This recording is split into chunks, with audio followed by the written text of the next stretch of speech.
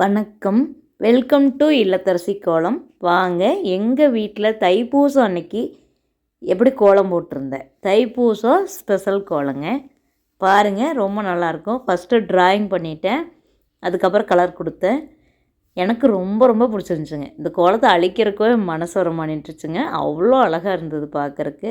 நீங்களும் பாருங்கள், உங்களுக்கு பிடிச்சதுன்னா என்னோட இந்த இல்லத்தரசி கோலம், ஈஸி கலர் கோலம், சுவை 6 அப்படிங்கிற இந்த 3 சேனலையும் பாருங்கள்.